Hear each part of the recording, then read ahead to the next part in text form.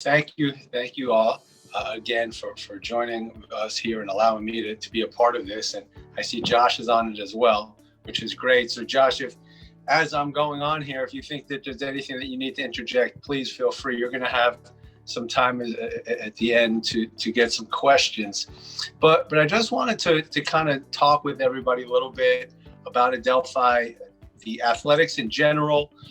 I'm going to obviously be more geared towards basketball, being that I'm the basketball coach and most familiar with our program. But I wanted to describe a little bit facilities and the difference between Division I and II. If they're to understand everything. So often, we see North Carolina and we see Duke, and we think about that with Division I and II. So I was fortunate. I got my start at Hofstra University under Jay Wright, who's now the head coach of Villanova. So I worked at Hofstra, I worked at Fordham as well, and now I'm at Adelphi. So I was at two Division I schools, and now I'm here to Division II school. And I have to tell you, when it comes to facilities, our place is as much of a Division I school as I've been a part of. We have the CRS, the Center for Recreation and Sport, which has a weight room in and of its own. It has a half court that's connected to the building, and we have a gorgeous 3 regulation size full courts that are back to back to back, all next to each other. That is underneath a beautiful track that's on top, and we have luxury boxes that look down upon the court. It's really a very, very high level facility. Some of a couple before everything unfortunately came here with COVID, we had when I had my camp over the summer, a friend of mine who was a Division I coach, he brought his team to have an open gym with us, and he couldn't believe how nice our campus and our facility was. So it's a really, really nice place. So when you see the pictures of it, it's every bit as beautiful, even more so when you're looking online. So we do have international athletes. Obviously, Josh is here on the call with us, and he'll give you more of his background and the schools and where he's from there. I spent a lot of time at Vanier when I was recruiting him. We have Josh, and we have another international player from Greece. So we have 2 guys right now. The programs are available to be a part of academically for our team. They run the gamut from sports management. Josh is accounting. We have a variety of other business. One of our guys is in the joint program for med school to do that. So you could be a part of anything as an athlete. What we have to do is, as coaches, academics with our team is always first and foremost, and we make our basketball schedule around classes. So for example, we practice in the morning right now because the way that it worked out, the guys needed the afternoons for their courses. So we scheduled everything around it. And then one of our guys had to juggle some things around where we even had to move practice up a little bit more because of one class. So you could be a part of any academic program. Your coaches just have to work with you a bit on it. Which leads me into my next topic is, a day in the life of the student athlete. I just said we practice in the morning. So a typical day, Monday, Wednesday, Friday, because of the class that I just told you about for the singular who had the 10 a.m. class, Monday, Wednesday, Friday, we go between 8:15 and 8:30 to 10. Tuesdays and Thursdays, about o'clock. We lift on Tuesdays, Thursdays before practice, and Mondays, Fridays we lift after our practice. So it's a great day in terms of getting a regimented schedule, and this is why. So my brother is he's the director of a private equity group in the city, and when we talk about athletes and the beauty of getting an athlete when you finish with your degree is that the employer knows that you're a part of a schedule that's, even when you're in college, and often there's a lot of free time in college. our men and the women that are on sports teams, it's very regimented. So a typical day will be, we'll start, say, we're there at 8 o'clock, because you don't just walk into a practice. You have to go to treatment first. You have to be loose, changed. And so say the guys get there 7:30 to 8. They have some breakfast first. They get there between 7:30 to 8. From there, they'll have, a good 3-hour block with us. Then from there, they'll go to get some food. They'll go to their classes. We normally have a team study hall, and then you'll either go to more of your classes, you'll get some shots up for a little extra individual work, and then you'll go to dinner. And really by the time you finish with dinner, you're exhausted because there's so much going on. At the same time, that's when you have your free time. You're back in the dorms and you're hanging out with your friends, or you're just watching some TV or a movie, whatever it is. And Josh can speak to more of that when he jumps on the call. So you have to really learn to be very, very committed to this regimented schedule, because balancing it's all about the academics. Like, we have a lot of our guys on the team, and I'm very honest, we have a lot of pros on this team. Like, we beat a Division I team a few years ago, and they won't play us anymore, right? So we have guys who are going to be professionals, but they're very aware that they're going to be professionals after they get their degree, and they set up their life after basketball. So it's very important that you schedule your time management to make sure that you're able to encompass all of that. Because when you come to college, this is something that I struggled with when I got to college. I really had a tough time with time management, and it really catches up to you quick when you're in school. So we try to set the example for our guys of helping them with a template for the day, but they do a great job. Our team GPA last semester was over 3.4. And when you come to school, if you're playing a sport, that'll assist you with really getting your schedule very, very regimented. In terms of our playing season, normally we play 2 games a week, typically on a Tuesday, or Wednesday and a Saturday. We usually have Sundays off. That's the way we've always done it. If there's tests or whatever, we figure out how to move around that. But those are really the time demands in terms of being a student athlete.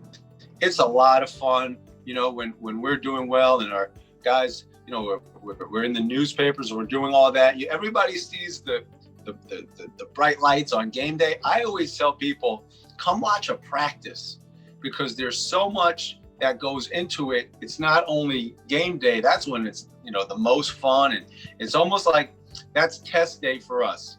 Every other day we're learning, we're practicing, and that's the best time to come check it out. But really, you just have to be very committed to your academics and your athletics, because it's going to be such a large part of your life when you're in school. So the next thing is to understand that I want to get into a bit is to understand the athletic scholarship situation. So the biggest thing, so I was at Hofstra and Fordham, which are Division I schools, and the difference between Division I and Division II, really, it's the scholarship situation. So in Division I, every school is mandated to have 13 full scholarships. There are no partials. There's no academic money. There's no, there's no academic money. You get $10,000 if you're a 3.0 student, 15, it's off. You get a scholarship, you have a scholarship. In Division II, the max that we can give is 10, and that's the max. However, every institution has a right to dictate how many their max is going to be. So one school might have 10, one school might have 7, one school might have 4. So that all depends on the singular institution, how they allocate that scholarship money for each sport.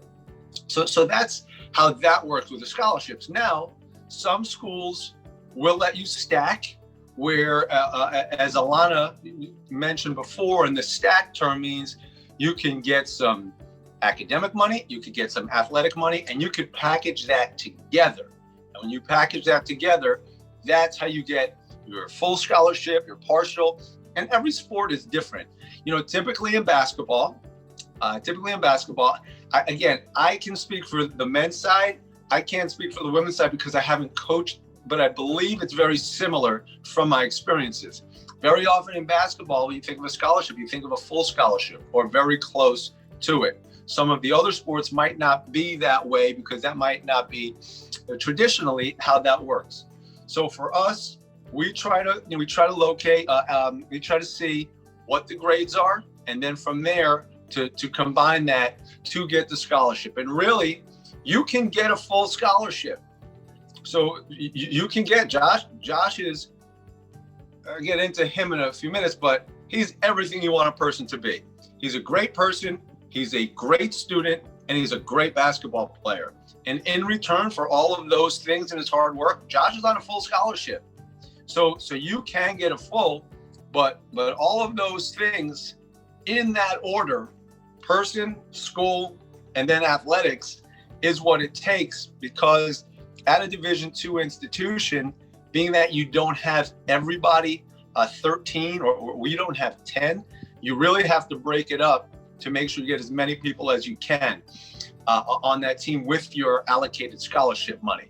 So you can receive as much as a full, you could receive as little as $1,000. So there's really no top and no bottom into what you can and cannot receive. In keeping your athletic scholarship, academic scholarship, you need certain grades to keep those as well, but that's not my area, so I won't get into that. The athletics, you need to stay eligible, and that's really it. If you stay eligible and you're working as hard as you can, you're going to keep your athletic scholarship. When you're being a little bit delinquent with getting things in and getting the grades that you should be receiving, then you can lose your athletic scholarship. So it is important that once you get it, you continue to do as well as you can, because you don't want to lose your athletic money because of any academic concerns when you don't need to have that happen. Renewals are annual.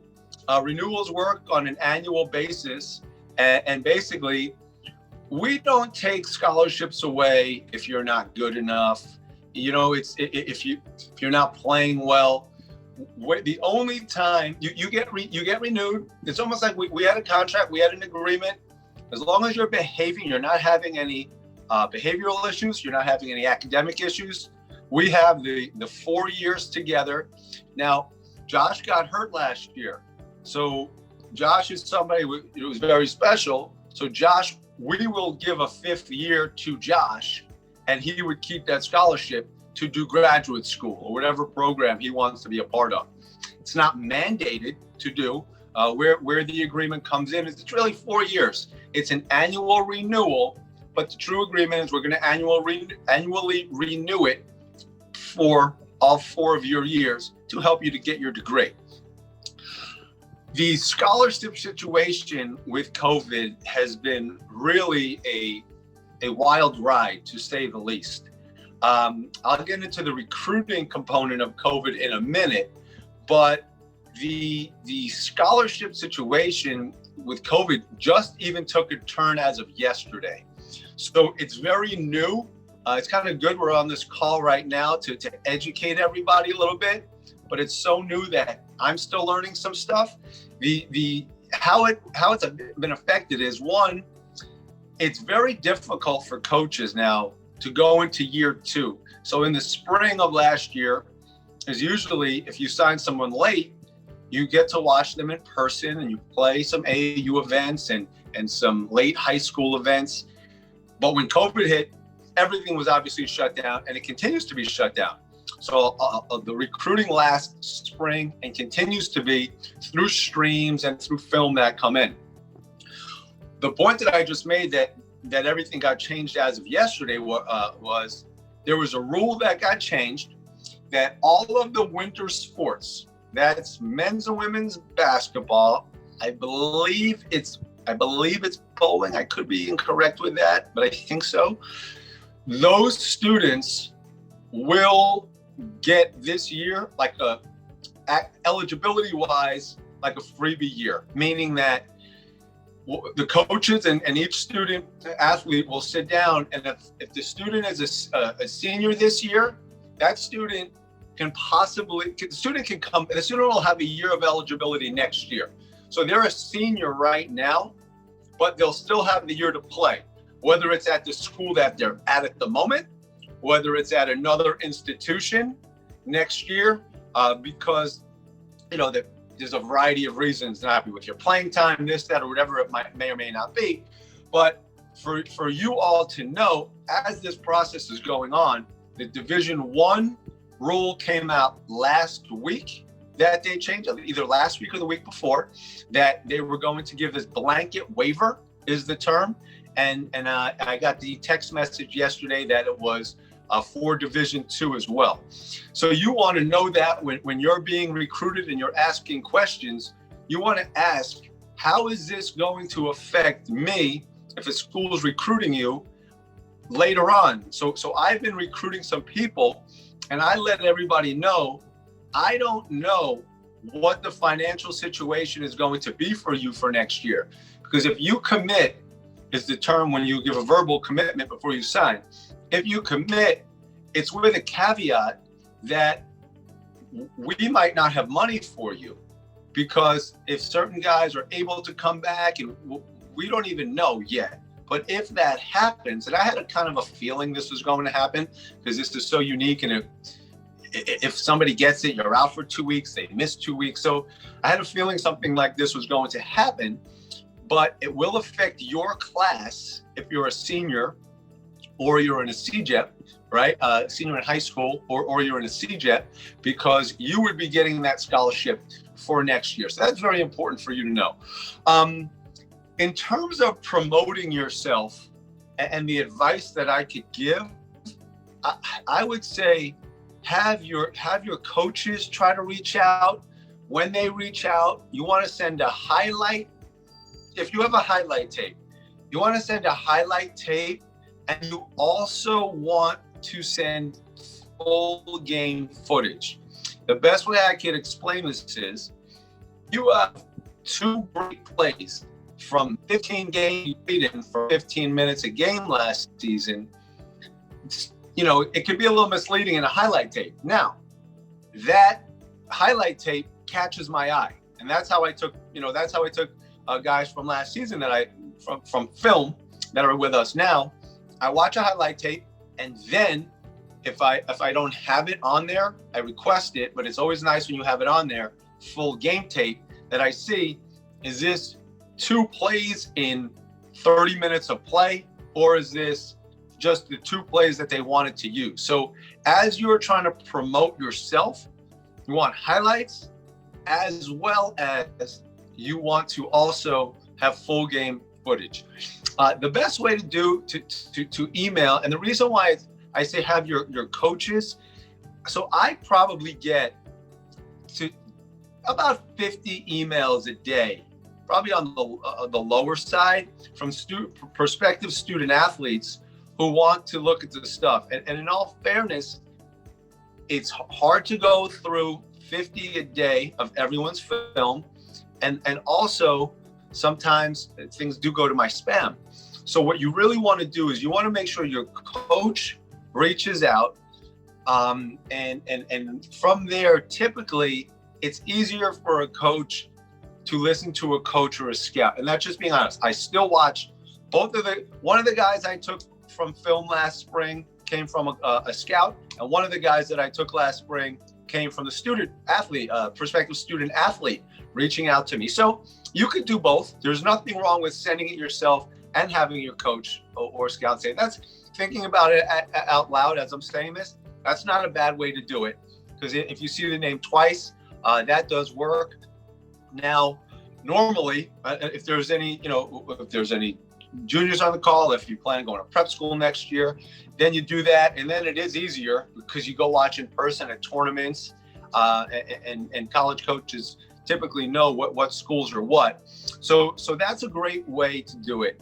In your resume, when you're sending it out, you want to put on your GPA, if you've taken an SAT score, and your stats in terms of, 3 points, assists, rebound, depends, the basics. And that there's, 3-point percentage, field goal percentage, because you could average 20 points a game.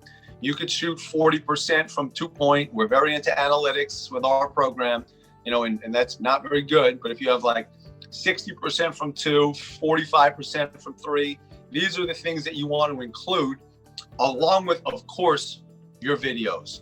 Those things are great. That's really from the recruiting process. We're having a tough time. We're not out recruiting at all right now. Maybe I'm actually, this is great. We're having Alana and Jacqueline here because I plan on getting in touch with you guys later on, just to see where we are and when we can start bringing people for a very socially distant, unofficial visit, because that's all we can do right now. And for all of the student athletes who are going next year, it's a tough time. But look, the guys that I have, I can't speak for any of the women. Like I said earlier, I had fortunate to have 2 guys that I really like on our team that got here through video. So it's very possible. It's what every school is dealing with right now. So as long as you have really good grades, it's Division II. I can't stress how important it is to have good grades, because there's not as much money as Division I in terms of, you have 13 scholarships. It's a ton of scholarships. Division II, you're trying to make $1 out of 15 cents all the time. I can give this guy $20,000. He's a great student. I can give this guy $40,000 or $35,000, and he'll, maybe gets $5,000. That's family pays. Maybe he goes fully free. These are the things that people don't realize when you're in high school or university. These are the things that are so important when it comes to scholarship money. So for everybody who's finishing their senior year, finish strong, as strong as possible, because all it's going to do is help you.